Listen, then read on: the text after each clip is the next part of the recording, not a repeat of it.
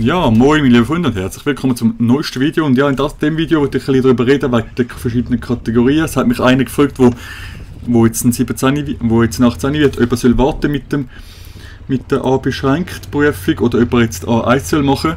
Und das, was bei mir gegangen ist, das geht jetzt, ist jetzt schwierig, um so zu machen. Also, wenn du schon 18 bist, dann kannst du, oder 20 bist, dann kannst du und du die Autoprüfung noch nicht hast, Lehrverausweis fürs Auto beantragen und dann musst du keine A1-Prüfung mehr machen.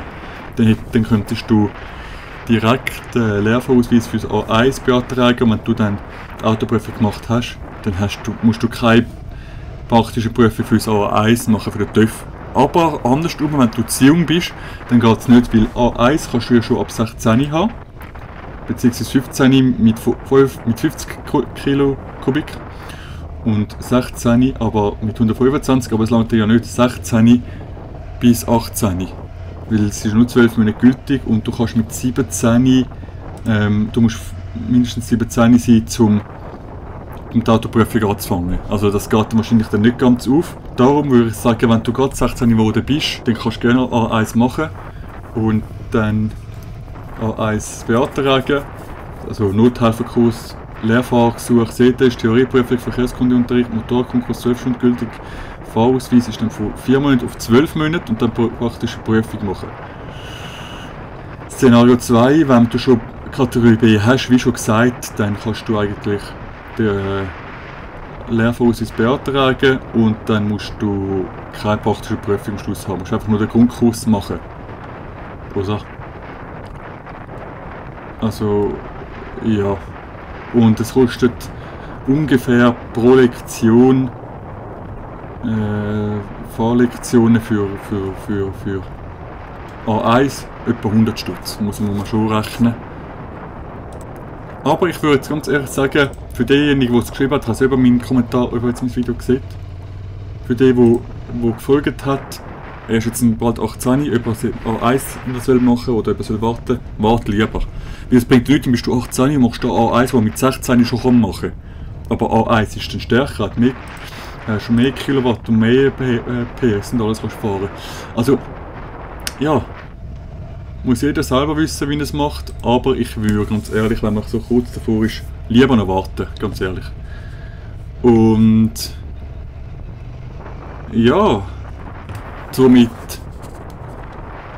würde ich sagen, wenn du jetzt ganz sicher bist, dass du die Prüfung wirklich machen willst, dann geh entweder in eine Fahrschule, wo verschiedene TÜV zur Verfügung stellen zum Probefahren auf einem geschlossenen Parkplatz, oder geh zu einem Händler zum Probe sitzen.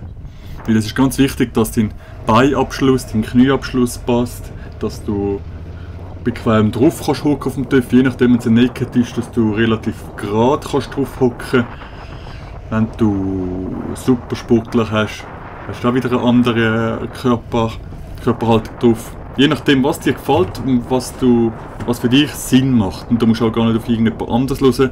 Wenn du jetzt das Gefühl hast, hey, Supermoto, das ist das Geilste, das will ich, dann probier das aus, ob es wirklich so geil ist und dann nimm es.